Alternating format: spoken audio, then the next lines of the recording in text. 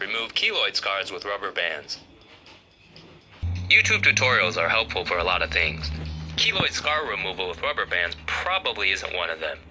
Keloids are heaped up scars that are the result of an overgrowth of granulation tissue at the site of a healed skin injury, which is then slowly replaced by collagen. So, back to the tutorials.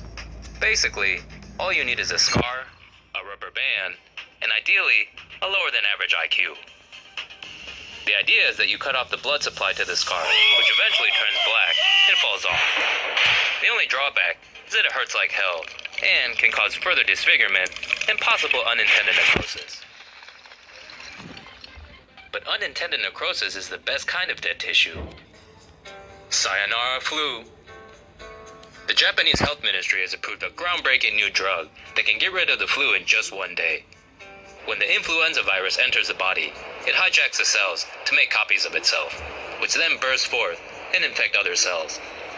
Antivirals like Tamiflu are taken in multiple doses over several days and stop the virus by binding to a coating on its surface to inhibit its ability to escape an infected cell. New drug Xofluza requires a single pill and suppresses virus replication by targeting an enzyme the virus needs to multiply. During trials, the drug was shown to eliminate the flu virus in just 24 hours, compared to 3 days using Tamiflu. Xofluza was approved in just 4 months under Japan's fast-tracking drug review system, and is set to go on sale once a price is determined by the government. World's hottest PC game to get locked out of China. PlayerUnknown's Battlegrounds may be a smash hit everywhere in the world, but leave it to China to take aim at the survival video game's violent content. Gameplay in Battlegrounds is Hunger Games style. It starts with players parachuting into a desert island, scavenging for all sorts of weapons, and then fighting each other to the death. Last man standing wins. Despite not yet officially launching in China, the game already has a sizable chunk of Chinese players. But with regulators complaining of too much blood and gore, it looks like Battlegrounds won't be getting a license anytime soon. If it does, expect it to be heavily cut and censored to fit socialist core values and traditional Chinese culture. Fun. The Chinese Copyright Association may not be a fan of violently competitive games, but better violent in a game than in real life, which might be the case if the players get fed up with their policing. Instead of eating plankton, young fish are now eating plastic.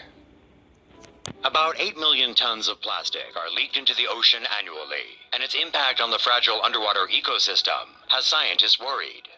A new study has found that young fish are eating microplastic like junk food, and it's killing them. Microplastic particles result from the fragmentation of large plastic waste, or from tiny manufactured plastic like microbeads in cosmetic products. Measuring less than 5 millimeters, the particles flow through waterways and into the ocean, accumulating in shallow coastal areas. Larval perch that normally feed on plankton have been found to be actively choosing the microplastic as food. This has resulted in their stunted growth and sudden disregard for the smell of predators. The ability to respond to the smell of predators and flee is typically innate in young fish. When placed in tanks with their natural predator, perch that ate plastic were preyed upon 4 times faster than those that did not. All were dead within 48 hours. Scientists warn that the harmful effects of plastic is not limited to fish and may be felt throughout the food chain. The study is an important step in understanding the silent threat that plastic wastes poses on marine creatures. A U.S. ban on microbeads in body care products will take effect from July 2017, with pressure building for other countries to follow suit. Something deadly is lurking in the lake. Authorities across the United States are issuing advisories to the public after several bodies of water were found to have dangerous levels of toxic blue-green algae.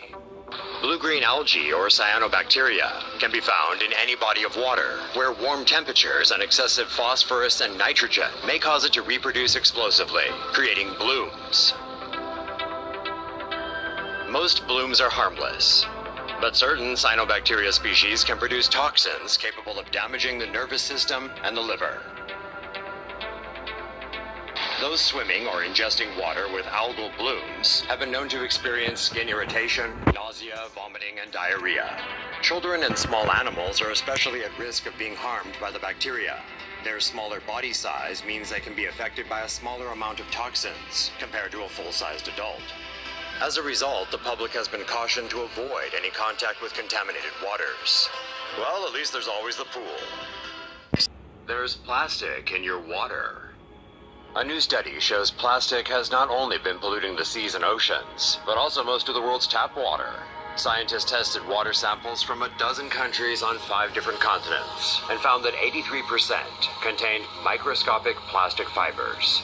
The US had the highest contamination rate at 94%, while Europe fared better at 72%. The microscopic fragments are believed to be from clothes, plastic waste, tire dust, microbeads, and paint that have been flushed into water systems.